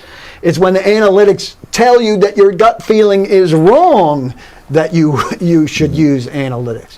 This said, he's made some very good analytics type decisions. He's come up with sending a guy onto the field to draw too many men on the field penalty that has worked the clock to his advantage, which is an analytical type decision where he's playing chess with the clock in a way that got the Titans beneficial stuff with their timeouts and their ability to get the ball back late in the game. He also punted on a 4th and 2 against the Ravens in the playoff game at the Baltimore 40, down 17-13 with about 10 minutes left, which was rated by one service as 99.92 percentile on the cowardly punt index. and got the Titans only 25 yards in a crucial playoff game. So they're hit or miss on their analytical decisions, as everyone is. They do use analytics. I don't understand why they seem hell-bent on not having Who is it you said that does analytics for them? Stretch, John Stryker. Does Stretch have a mathematics degree from MIT? No. Okay, because that's what analytics people are. That's what they do for a living. I mean, I don't think it's good enough to say, this guy who does a good job for me looks into analytics. These are people that are math nerds. That's what they look into, is the math of it. And they need to do that. So, I think, Hutton, you said perception is reality. I look at this as reality is reality. Well, that too. And the Titans keep coming up as the one team that does things. They're the one team without anyone in analytics. I'd also ask the question, how many of those Jags employees were hired after Urban Meyer that are a part of his whole regime? They had a big analytics department. They're underneath previously. Tony Khan. Yeah, so they've had that for a while, but obviously, just because you have a bunch of people working in analytics doesn't equal wins. But Titans being this is where reality is reality. The Titans being the lone NFL team. They're the lone NFL team to not have actual analytics people on staff. They were the lone NFL team to draft Isaiah Wilson a year ago, who went on to be the biggest bust in NFL history. Only one could. Then the next year, they're the lone NFL team to draft someone who was arrested in the days leading up to the draft, and they had no idea about it. They were the only one not to know about an arrest or impending incident with a player. True. There were other teams that didn't know. They were the only team to draft a player who did not know about an impending incident with a player. So even if the other teams didn't know, they didn't draft him. So they dodged the bullet with that. Those aren't lists of only teams I want to be on. So I don't know that it's just perception. There was also a very questionable call from Mike Vrabel in the Falcons game they won a couple of years ago. I forget exactly what it was, but that was debated by math people went also. For another touchdown that would have that really had no bearing. Something. But anyway, point being, it's 2021. Why not? People are doing this. You have the money to do it. It's either just being stubborn. It's two things. It's you're being stubborn and saying, well, we know it. We figured it out. We don't need it. Or you're analytics averse, which I don't think they are. I don't think this is a coaching staff and a front office that's completely shut off to analytics. But that's the message you're sending when you do this. So I don't know why you're sending that message. One other possibility. It could farm it out, or they could be doing it in secret and just not put a title on anybody. Well, then tell someone that. Well, if you're doing it in secret that way, then they're content with being bashed for it and what not is doing the it. secret? People keep dumb secrets in the NFL for some reason. And I'm not saying they're doing it. I'm saying it's one of the options that we have to consider as a possibility. Okay, but if I don't understand why this is where common sense just never seems to line up with NFL teams, and specifically the Titans at times. And Paul, you ranted about these rookie camps, the secrecy around them, and what you can do, what you can't. I did. Yeah, and Hutton had a great rant about it, where if you think that something's really getting done, or you're hiding a secret, you're a loser. I think is the way you. That's put what I it, said. right? If you think there's some competitive advantage to not letting us know that Dylan Radins is lining up at right tackle in May, you're a loser. They're not even doing team drills or one-on-ones. I think you are sending the wrong message to everyone if you allow lists like this to get out and show that you're the only person on the list, and then you insist on hiding the fact that you are farming out your analytics. Right. Because that is the job of someone in media relations or someone with the team to reach out to someone they know in the media and say, hey, we're getting crushed over this by some people. We are into analytics. We just farm it out. Then that story gets out Why there, let your fan and base this is believe it? whitewashed. Why So let your fan base believe it? why I would want any team that I follow or root for or you're a fan of, you would want, if they're getting drug across the coals, and they don't have to be drug across the coals because there's something people are missing, for someone in that organization to reach out to someone they know and say, here's the other side of the story. Yeah. So then that story gets out there, it's like, oh, well, this is how they're doing it, so now that makes sense. I think part of it too is they're not getting whipped by the analytical teams. They beat Baltimore when Baltimore is the number one seed on the road. They're winning the division now, and all these staff members of all these teams that are just routinely in the top 5 of the NFL draft have the biggest staffs of these analytical departments, and you can point to that. I also truly believe that in this league, if one team is doing something, every team's looking into it and is trying it out themselves. It's that competitive. So the idea that the Titans aren't into the analytics of the game of football, I don't think you can have success and ignore it. I don't think you can be that old school anymore and ignore it. I don't think they lean into it nearly as much as other teams, but that doesn't mean that they aren't having great results doing what they're doing. They are. Comparing, and we can't read the list in full detail because of the size of this graphic, but comparing it to how much does Andy Reid lean into the analytics? How much are we seeing what's going on in the NFC and the top teams? How much is Matt LaFleur leaning into the analytics with Aaron Rodgers? He's kicking field goals instead of going for the touchdown and getting crushed for it. With a Hall of Fame I quarterback. don't even think, though, you have to only think of it in those terms. Give me a team that had 6 wins last year. Did they win the 6th game because of the analytics? Is there a win to be had there? And could the Titans have won a 12th game based on making a better decision? That's a good way to look at it. That's a great point. And does it have to be a game a year? Is it a game every 5 years? How much would you pay for that one game? How much value is that? I heard the F Words podcast talking about this. I have to give a little credit. But they were kind of doing that value thing. How much? They said $500,000 to have an analytics department conceivably on the resources and the staff, which I think is a reasonable number. You'd pay $500,000 for a win every 5 years, wouldn't you, as an NFL team? Absolutely they would. So that's a pretty simple equation. I think that was good conversation by them. That's great. That's a great way to look at it, a different twist on that discussion. But it's all like you can pay all that money, but then have a head coach that's going to go 50% gut versus 50% numbers. Right. And if that's the case, then why not do what you've been doing? Well, in the 50% numbers category, is it enough to win you that 12th game or that 6th game or whatever game it is? I understand what you're saying. I don't think he does it that give way. yourself every I don't think Vrabel looks at it that way. I know, but give yourself every opportunity. Give those guys a half an hour, 45 minutes an hour, whatever, every Friday where they come in and they tell you, hey, we're sure you've looked at the tendencies of X, Y, and Z. But here are the five most important things that we see about the Cardinals heading into this game. Mm-hmm. If you didn't come across it. Here's a one-page sheet on what we discovered. We'll give it to you on before you game plan. So in case you want it. Here are things that we think are important that maybe you don't come across the same way that we come across. Consider considering this. Well, and I also think there's an intangible value to this. And we're talking about the tangible wins, losses, better decision-making, more informed decision-making you can make with analytics, right? But there is an intangible to this of showing your fans you're doing everything you can to win. Every stone. And this is a lot of times a college football discussion. You know, if Alabama has 47 analysts and Tennessee has 7, then fans are rightfully looking around saying, well, that's a team that you play every year.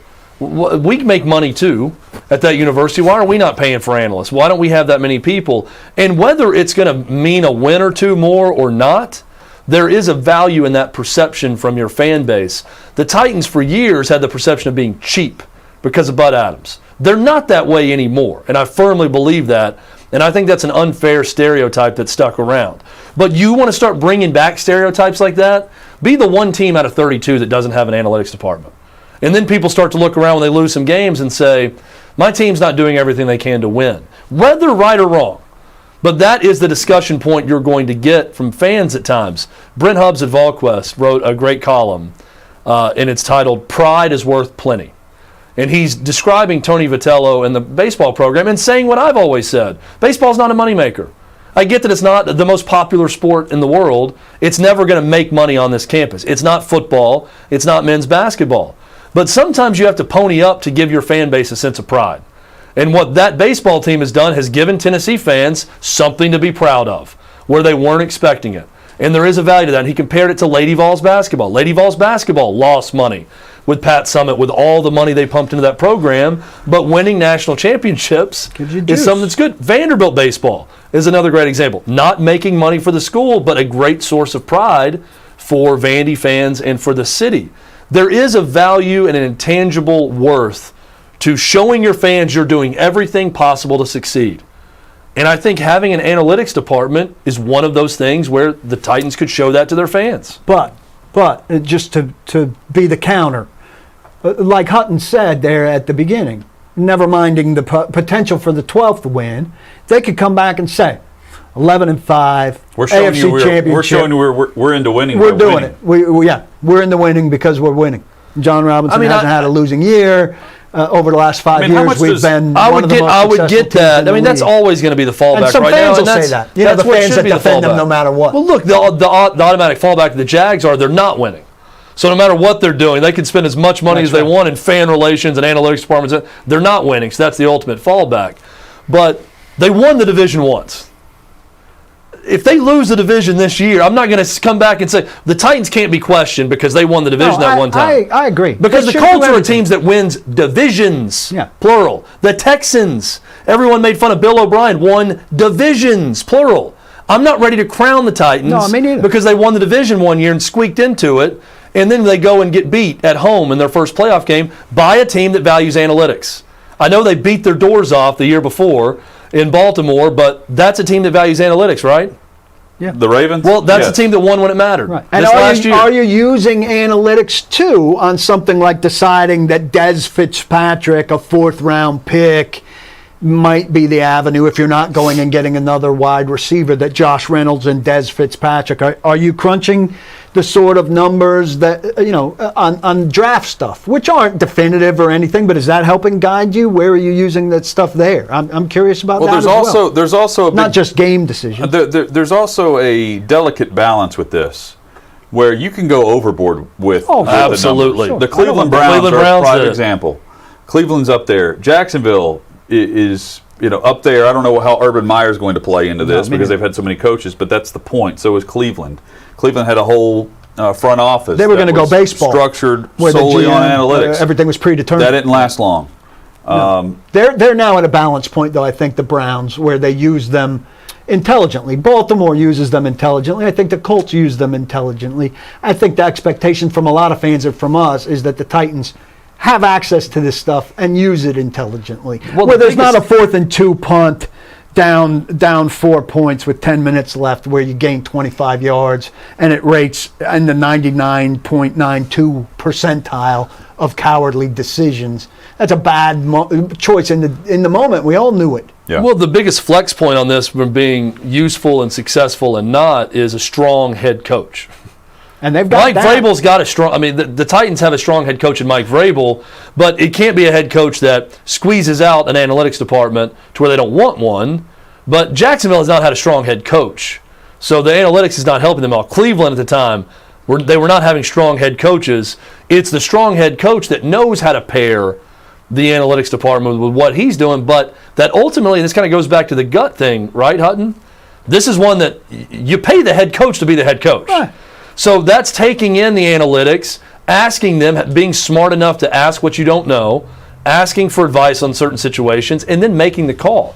And having that gut and knowing what to do in those moments, that's really the biggest difference between the Ravens being a team that values analytics and being successful, because John Harbaugh is the head coach, as opposed to the Jags also- who are cycling through bad head coaches. Paul keeps referencing the punt, the cowardly punt. If everyone knew it was a bad decision, I don't need to pay $500,000 You're right. for someone to tell me that. That's not the right example. I necessarily. need to know if the 4th and 3 from the 44 in the second quarter is the right call. is Go going for to it increase or my not. chances of winning. Winning. And Vrabel has said this multiple times. He's about ending the game as soon as possible, not trying to get it down to the final 2 minutes of the fourth quarter, which tells me he's got to have somebody that's telling him those percentages. I think he does. But to me, the question boils down to this. And he's a guy that's prepared for most every situation, right? When he's sending Yes. Josh Kalu on He's been very to get good too many in that men area. on the field, he's thought through Yeah. that situation. So is there an element of the game still where somebody could bring him something and he could say, I hadn't thought of that? Okay? Is there an element? And I know that Stretch has brought him one or two things at least that he hadn't thought of that. That's a lot of stuff that happens at this time, right? So is there potential for him to be brought more stuff like that where I hadn't really thought of that, or I hadn't thought of that way. And that gives me another thing to sort through in advance so that when I'm in that situation, I will have contemplated the permutations of that. I think there probably is more that he hasn't looked at yet. And I would hope that he would look at all of it, or as much of it as his manager. I'll go back to this. Why not? Why not? You got a strong head coach. The money's not an issue. Don't overwhelm. Hire an analytics department. Mike Vrabel can utilize that department however he deems fit, because he is the head coach. Yeah. John Robinson can utilize that department however he deems fit, because he is the general manager. But why put out the perception that you're not trying as hard as the other teams? I don't get that. And everybody always says they don't want to be overwhelmed by the numbers. What? Take as much or as little as you want. Mike Vrabel's not an overwhelmed type of guy. No. Right? I mean, he's not a guy who's going to come out, guys, I'm overwhelmed. Oh, my God, I got to with go this, home. all this information. He's just not that type of personality. Too much. He'll be fine. He can handle The it. teams that win, ultimately, are doing it based on the players they bring in Personnel. and the coaches that they have. Yep. The Steelers, when we watch Pittsburgh, they're not showing their little analytical department up there crunching numbers while Mike Tomlin's making a big decision on the sideline for them. But yet they still have analytics people. Yeah, but they're not considered a big analytics team. I know, but that's my point. Why put out the perception you're not trying as hard as the other ones? They still have it.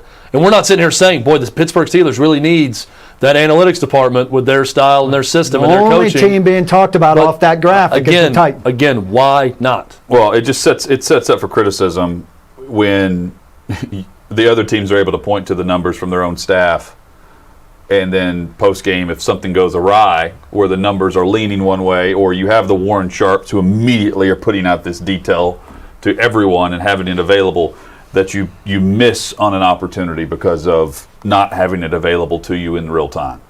That's ultimately what it comes down to. What the discussion's about is why not have that department so it's available for you. Don't overstretch, stretch. That's right. Good way to put it. We need Stretch on the show. If you don't know who Stretch is, Paul wrote about him a couple years ago, detailed his role for Vrabel, who had him with his defensive staff in Houston, I believe, prior. At Ohio State. At Ohio State. I'd love to get Stretch on the show. That'd be great. I think it was short of a miracle that I got him for the story. Online we could only. read the story. Print only is what you're saying. We'll never hear from him. Would love to make some money. We're going to do that for you in just a moment, or Chad will, with today's 360 Parlay. But first, let them know how to make some money with Renters Warehouse. You are going to make some money, and you're going to make that money up front and guaranteed with Renters Warehouse. You see it up on the screen right now. The website is rwnashville.com. The phone number is 615-398-9550. Get the most out of your real estate investment by receiving a full year of rent paid up front. That's up to a year of rent payments in your pocket right now. Renters Warehouse Nashville. They're the leaders in property management in Nashville, and it's the only company providing upfront rent. The upfront rent program is available for a limited time. Call Renters Warehouse Nashville at 615-398-9550 or visit rwnashville.com to see if you qualify. Do it the Renters Warehouse way and get tomorrow's rent today. When you have people renting your house, you may get a call about a certain plumbing issue. Someone has dropped the kids off at the pool, sunk a sausage, cooked a meatloaf in the porcelain saucepan, downloaded a brown load. And now they need someone to plunge in and clear the air. So, would you rather that call go to you or to Renters Warehouse? Thought so. Remember, when the call's about number 2, you'll be glad you work with number 1. VenturesWarehouse.com.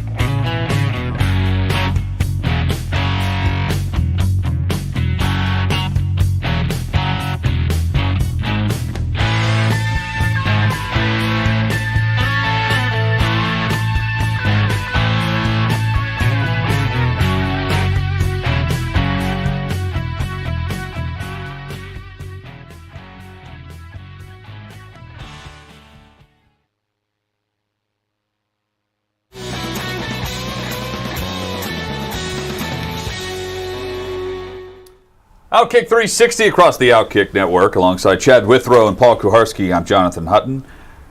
The FanDuel.com parlay for tonight, the FanDuel.com/OK360. That's how you can find the bet. It's up to $1,000 cash back if you win as a first-time user. So if you've never signed up before, why haven't you with this? Try FanDuel Sportsbook. It's simple and easy. FanDuel.com/OK360. Chop, chop. For those that already have the app and you have it downloaded, you can join us in a parlay tonight. Chad had a parlay last night that we all followed him on, and it hit. So in the we're NBA. rich. In the NBA, he hit. So I love the NBA. Chad, let us know how we're doubling up tonight. It was also the rare parlay or bet that both hit with ease. There was no drama. The Pacers destroyed the Hornets, Yes. and then the Celtics pulled away easily from Washington in the fourth quarter. So 2 easy hits last night. I'm going another 2-game parlay. Getting a little bit more involved in this one. I am going the under for the away team, the Golden State Warriors at the Lakers, under 106.5. I think the Lakers, they play defense. They will Okay. show up and play defense. I think the Warriors will be held to the 90s. So it's minus 110 on So those odds. Under. minus 106 on that. Part 2 of the parlay is I like these player performance doubles, especially in NHL. I'll probably play one tonight with the Preds and Hurricanes. I am taking Dylan Brooks to hit 2 or more three-pointers and the Grizzlies to win outright. I think the Grizzlies are 5-point favorites in this game against San Antonio tonight. Yes. I'm taking Grizz to win outright and Dylan Brooks to hit 2 or more threes in the game. That is the 2-game parlay. So again, the under for the Warriors, under 106.5 points, and I've got Dylan Brooks 2+ threes and the Memphis Grizzlies to win. Paul's Memphis Grizzlies. Oh, I to win love tonight. all things Memphis. I'm sure they'll retire Huge jersey Memphis tonight guy. I don't for one of have their former threes players. on Dylan here, I Brooks, don't think. that was also another prop bet. Dylan Brooks' jersey to be retired after he hits 2 or more threes tonight was at plus 90,000. So you could bet on that as well. All at FanDuel. Player threes, Dylan Brooks. FanDuel.com/OK360. Preds, let's see, minus 1.5 in favor of the Canes tonight.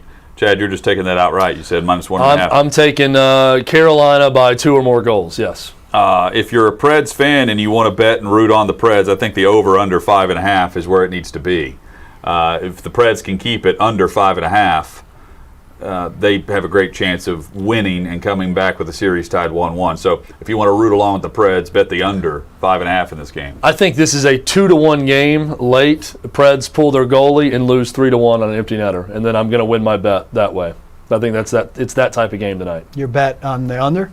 My bet on Carolina Minus winning by 1.5. 1.5, yeah, on an empty netter. That's what's going to do it. I'm going to stay away from betting on the series for the time being because I root too hard for the bet, and I want to watch it somewhat objectively. Well, then bet on the Preds.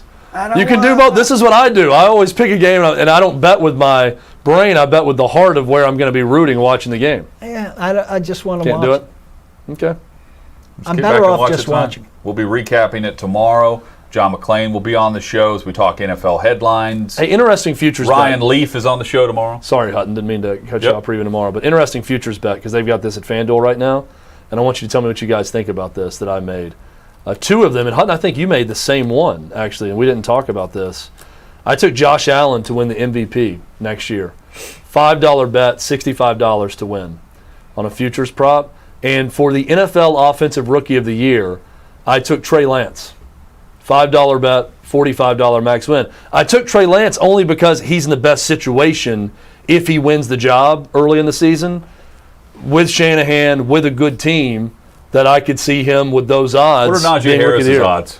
That was the either the first, I think it's second best odds. Okay. Was Najee Harris. Trevor Lawrence is the best odds. Yep. Trevor Lawrence, it was Trevor Lawrence, maybe Zach Wilson, and then Najee Harris. I like the Josh Allen, but I went Derrick Henry because it's like $5 to win 260 or something like that. Oh, looks like I'm going back in. Yeah. All right. I don't Back up think right of now. Thanks, Paul. Fun show today. Back at it tomorrow. Hit the podcast in the meantime. If you missed a portion of the show, you can download the show wherever you find your podcast. You can also subscribe on YouTube. 30% off the OutKick VIP membership for those who subscribe to the OutKick 360 channel on YouTube. So go hit the subscribe button, hit that bell, ring that bell, so that every time we go live, every day at noon Eastern, from noon to 2 Eastern, and every day that we post new content, you'll be able to be alerted to that exclusive content on the YouTube channel. Back at it tomorrow on OutKick 360. I need to use the bell and the megaphone more. Don't block the box. Do lock the locks.